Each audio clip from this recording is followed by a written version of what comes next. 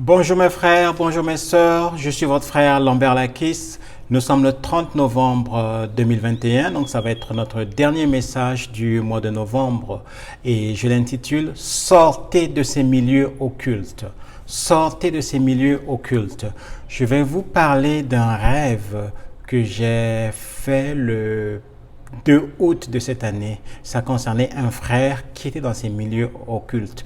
Je vais vous lire le message que je lui ai écrit, mais avant cela, je voudrais vous lire un passage dans la Bible. Job 33, 14 à 17, ça dit ceci. Dieu parle cependant d'une manière, tantôt d'une autre, tantôt...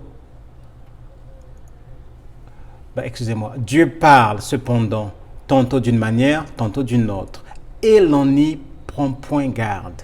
Il parle par des songes, par des visions nocturnes, quand les hommes sont livrés à un profond sommeil, quand ils sont endormis sur leur couche, alors il leur donne des avertissements et met le sceau à ses instructions, afin de détourner l'homme du mal et de le préserver de l'orgueil. Donc ce que je veux dire par là, c'est qu'on doit faire attention à nos rêves. Très souvent, Dieu nous parle dans nos rêves. Le diable aussi nous parle dans nos rêves. Donc lorsque vous faites de bons rêves, quand vous vous levez le matin, priez pour ça. Et quand vous faites des mauvais rêves aussi, levez-vous, intercédez, détruisez-les, rejetez-les au nom de Jésus. Donc voilà ce que le message disait. Donc j'avais fait un rêve sur un frère, un ami d'enfance que je n'ai plus revu, je dirais, depuis plus de 30 ans. Et un jour, dans mon sommeil, voilà ce que j'ai rêvé. Donc je vais vous lire le message que je lui ai écrit. Donc quand je me suis réveillé le matin, je lui ai écrit cette lettre, ce petit message-là. Donc vous allez lire, je vais le lire et vous allez le comprendre. Je lui ai dit ceci à ce frère dont je tais le nom. Salut mon frère et j'espère que tu te portes bien. Il est 6h34 du matin au moment où je t'écris.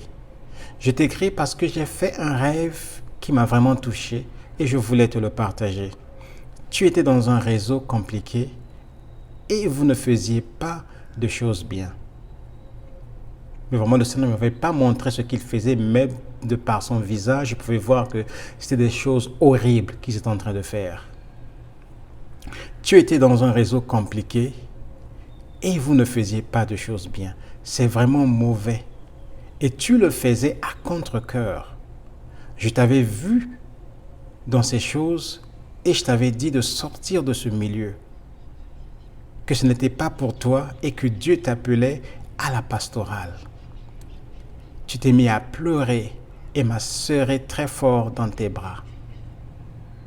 C'est à ce moment-là que je me suis réveillé de mon sommeil et mon cœur battait fort. J'ai prié pour toi et je tenais à te le dire personnellement. Et je ne l'ai dit à personne d'autre. Je ne connais pas ta vie ni ce que tu fais. Mais si tu te retrouves dans ce rêve, ce peut être un appel de Dieu. Par contre, si ce rêve ne te dit rien, tu peux simplement l'oublier. Pour ma part, je vais m'engager à prier pour toi régulièrement. Voilà mon frère, ce que je voulais te dire et j'espère que je ne t'ai pas offensé. Ton frère. Et j'ai mis mon nom, Lambert Jésus. Oui. Et le frère m'a répondu, merci beaucoup et tout ça. Mais je continue à prier pour lui, je ne connais pas la suite. Donc aujourd'hui, j'avais gardé ce message dans mon cœur parce que j'avais écrit au frère, j'avais prié pour lui et je prie pour lui régulièrement. Mais depuis cette semaine, j'avais à cœur de le partager à d'autres personnes parce que je ressens dans mon cœur qu'il y a beaucoup de gens qui sont dans cette situation. Donc dans la même situation que ce frère et qui veulent sortir de ces milieux-là, mais ils n'arrivent pas. Ils se sentent peut-être pris au piège, ils ont peur des représailles, ils ne savent pas quoi faire. C'est pourquoi aujourd'hui, je vous dis, mes amis, mes frères, mes sœurs, si vous êtes dans ces milieux occultes, sortez de là. Ces milieux ne servent pas le vrai Dieu. Je vais vous dire qu'est-ce que le mot occulte signifie. Quand vous regardez dans le dictionnaire, par exemple le Robert, il dit tout simplement que occulte veut dire ce qui est caché et inconnu par nature. Les synonymes, c'est quoi? Ésotérique, mystérieux. Donc les sciences occultes sont des doctrines et pratiques secrètes faisant intervenir des forces qui ne sont reconnues ni par la science ni par la religion. Donc l'exemple, c'est quoi? L'alchimie, la magie. Donc la plupart des groupes occultes que nous voyons aujourd'hui sont démoniaques, diaboliques, sataniques. Vous avez par exemple la franc-maçonnerie, la Rose-Croix, Ekankar, Maïkari, Homisme, Fraternité Blanche Universelle, toutes sortes de confréries des sorciers. Ce sont des groupes sataniques, démoniaques. Ils n'adorent pas le vrai Dieu. Ils n'adorent pas le même Dieu que nous, l'Éternel des armées, celui qui s'est révélé en Exode à Moïse comme étant le Dieu de ses pères, Abraham, Isaac et Jacob. Ces satanistes ne servent pas ce Dieu-là. Et écoutez ce que la Bible dit de Lévitique 20, 1, 3 et verset 6. L'Éternel s'adressa à Moïse en ces termes. Dis aux enfants d'Israël, si un membre du peuple d'Israël ou l'un des étrangers résidant en Israël livre l'un de ses enfants en sacrifice à Moloch, il doit être mis à mort. Moloch était le dieu des Amalécites. Le peuple d'Amalek, c'était un démon. Il sacrifiait des enfants à ce dieu. Il pratiquait le sexe dans l'église, des abominations, des orgies. Et Dieu avait demandé aux Israélites d'exterminer les Amalécites. Les habitants du pays le lapideront. J'agirai de même envers ceux qui consultent les médiums et les devins et se prostituent ainsi à eux. Je me retournerai contre lui et je le retrancherai de son peuple. Aujourd'hui, l'église de Dieu a été infiltrée par beaucoup de faux pasteurs, beaucoup de devins, de médiums qui se cachent dans la peau de prophètes. Ils vous donnent, ils utilisent la divination pour prédire l'avenir, pour vous dire des choses dans votre vie. Et les gens sont séduits par ces gens-là. Ce ne sont pas des prophètes, ce sont des faux prophètes. Mais la Bible dit, vous les reconnaîtrez par leurs fruits. Ces gens-là ne produisent pas de bons fruits. Observez leur vie, vous allez voir qu'il y a beaucoup de choses qui ne sont pas en accord avec la parole de Dieu. Deutéronome 18, 9, 14 dit ceci, 9 à 14 dit ceci. Lorsque vous serez entrés dans le pays que l'Éternel votre Dieu vous donne, n'allez pas imiter les pratiques abominables des peuples qui y habitent actuellement. Qu'on ne trouve chez vous personne qui immole son fils ou sa fille par le feu. Personne qui pratique la divination, qui recherche les présages, qui consulte les augures ou s'adonne à la magie. Personne qui jette des sorts, consulte les esprits et les devins ou interroge les morts. Car le Seigneur a en abomination ceux qui se livrent à de telles pratiques. Et c'est parce que les peuples qui habitent le pays où vous allez entrer s'y adonnent que l'Éternel, votre Dieu, va les déposséder en votre faveur. Ces choses sont en abomination à notre Dieu. 1 Timothée 4, 1 dit ceci. Cependant, l'Esprit déclare clairement que dans les derniers temps, plusieurs se détourneront de la foi, qu'ils s'attacheront à des esprits trompeurs, à des enseignements inspirés par des démons.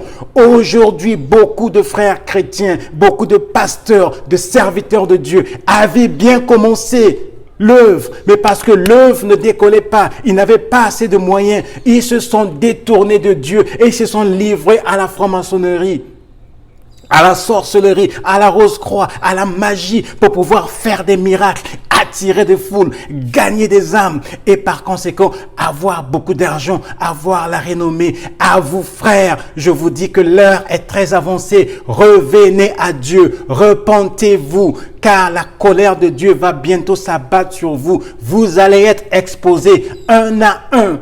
Les francs-maçons ne sont pas des chrétiens. On ne peut pas être franc-maçon et chrétien. C'est faux. Si c'était le cas, pourquoi vous ne dites pas publiquement à vos fidèles que vous êtes des francs-maçons? Le jour vous prêchez à l'église, la nuit vous êtes dans la loge. Vous êtes des hypocrites. Dieu va vous exposer. Il est temps de vous repentir. Dieu vous donne encore une chance. Les francs-maçons, les rosicruciens sont des mystiques. Ils adorent plusieurs dieux et offrent des sacrifices humains. Les guerres, les pandémies sont souvent provoquées par eux pour cette fin. Albert Pike, c'était le grand pontife, le plus grand franc-maçon. Il était le pontife, le grand pontife de la franc-maçonnerie universelle. Il a dit ceci au 23 suprême du monde. Ce qu'il faut dire au monde, c'est que nous adorons un Dieu. Mais c'est le Dieu qu'on adore sans superstition. À vous, souverains, grand inspecteurs généraux, les maçons du 33e degré. Il dit ceci. Nous disons ceci afin que vous puissiez le répéter aux frères des 32e, 31e et 30e degrés. La religion maçonnique doit être, par nous tous initiés, des degrés supérieurs, maintenus dans la pureté de la doctrine luciférienne. Il dit ceci, et si Lucifer n'était pas Dieu, pourquoi Adonai et ses prêtres le calomnieraient? Adonai, c'est Jésus. Ils appellent Jésus par Adonai parce qu'il y a une puissance dans le nom de Jésus. Satan ne peut pas entendre le nom de Jésus. Devant le nom de Jésus, il tombe, il fléchit. Tout genou fléchira au nom de Jésus. Pourquoi les gens vont dans ces groupes? Ça peut être l'héritage de nos parents, de nos ancêtres. Nos parents étaient là-dedans, ils nous ont initiés. D'autres y vont personnellement parce que c'est une réponse rapide et facile aux problèmes de la vie, face à la misère. Je veux une belle carrière, je veux un bon carnet d'adresses pour mes affaires, je veux être riche, je veux être célèbre, je veux la protection contre les sorciers, contre les ennemis. Mon père a passé mes parents ont passé plus de 15 ans dans la franc-maçonnerie parce qu'ils avaient besoin de la protection. On y rentre facilement et généralement par initiation. Mais c'est difficile de sortir de là. Les gens ont peur des représailles. Il y a des menaces de mort. Il y a la perte des privilèges. Qu'est-ce que je vais devenir? Dieu nous demande de sortir de ces milieux, comme le Seigneur a dit dans Marc 8, 35. Car celui qui voudra sauver sa vie la perdra. Mais celui qui perdra sa vie à cause de moi et de la bonne nouvelle la sauvera. Que sert-il à un homme de gagner tout le monde s'il perd son âme? Que donnerait un homme en échange de son âme? Ayez peur de ce qui peut tuer votre âme, détruire votre âme et non votre corps. Aujourd'hui, je donne ma vie à Jésus. Si je mourais aujourd'hui, je suis sauvé pour l'éternité. Je vais vivre avec mon Dieu pour l'éternité. Le diable peut me tuer aujourd'hui physiquement si Dieu lui permettait, mais il n'aura jamais mon âme. N'ayez pas peur de la mort physique. J'ai un enseignement sur la mort physique. La mort, où allons-nous après la mort? La mort physique n'est qu'une transition de ce monde vers l'éternité, avec Dieu ou loin de Dieu. Quand tu es né de nouveau, quand tu es chrétien, tu n'as plus peur de la mort. Même le corona ne te fait pas peur. Oui, tu peux tomber malade de corona. Oui, tu peux en mourir si Dieu le permettait. Et après, ce n'est pas la fin pour toi.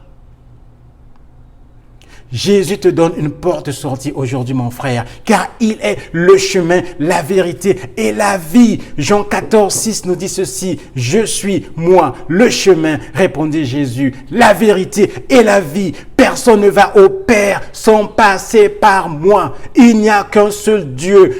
L'Éternel des armées qui est une trinité. Et vous avez le Père, vous avez le Fils et vous avez le Saint-Esprit. Le Fils qui était Dieu, qui est Dieu au même rang que le Père, s'est fait chair et est venu sur la terre pour nous racheter, pour nous réconcilier avec le Père. Il n'est pas un prophète comme on le dit ici. Il n'est pas semblable ou comparable à Mahomet. Il n'est pas un grand initié qui a appris l'art mystique de la guérison en Égypte. C'est faux. Ce sont des mensonges. Il est Dieu.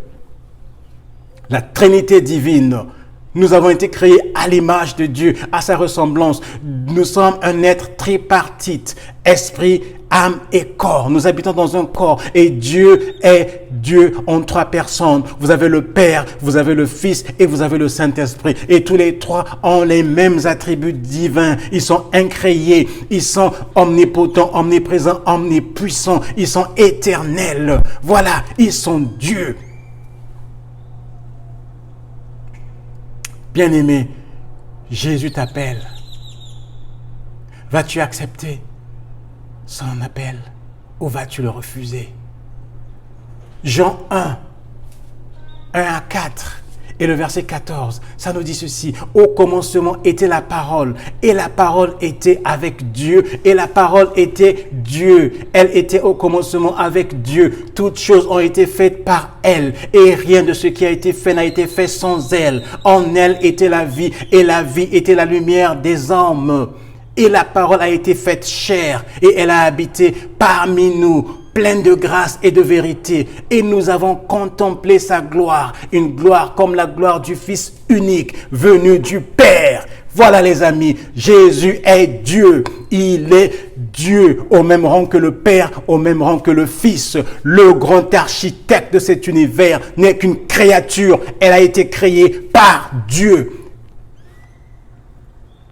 Voilà, il n'est pas Dieu, mais c'est un petit Dieu. Oui, il a de la puissance, mais il n'est pas Dieu. Au nom de Jésus, il fléchit les genoux. Écoutez les témoignages de beaucoup de satanistes qui se sont convertis à Christ aujourd'hui. Lors des réunions, ils ont dit parfois quand on a prononcé le nom de Jésus, nous sommes tous tombés parce qu'il y a la puissance dans le nom de Jésus. Et si il était Dieu, et pourquoi il tombe au nom de Jésus? Pour conclure, mon frère, sors de ces milieux occultes. Ces milieux sont sataniques et sont en abomination à notre Dieu. Je t'invite à donner ta vie à Jésus aujourd'hui, à le servir, parce que l'heure est très avancée. Les choses ne font que se dégrader. Et rapidement, on voit comment est-ce qu'on se dirige vers le nouvel ordre mondial, la mise en place d'un gouvernement unique, la venue de l'Antichrist qui va régner sur la terre. Les choses sont en train de se dégrader très vite. Abandonne tes pratiques occultes et viens à Jésus. Pour toi, chrétien, pasteur, serviteur de Dieu, du Dieu vivant, tu as abandonné la foi pour ces choses occultes. Mais tu réalises au fond de toi, tu n'as pas la paix, tu n'as pas la joie. Tu sais que tu t'es trompé.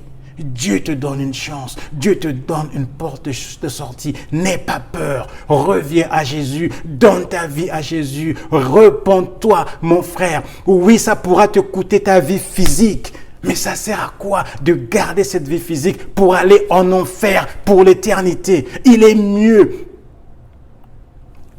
que ta vie sur terre soit réduite, mais que tu ailles pour l'éternité vivre avec Jésus. La vie ici-bas est éphémère. Tu peux vivre jusqu'à 120 ans. Et après, qu'est-ce que 120 ans représente par rapport à l'éternité? Où aimerais-tu passer ton éternité? Avec Jésus ou loin de lui? Dieu te parle aujourd'hui. De tes propres mots, de ton propre cœur, ouvre-toi, demande pardon à Jésus. Confesse tes péchés et donne-lui ta vie, mon frère. Voilà le message que j'avais pour toi. Que le Seigneur te bénisse.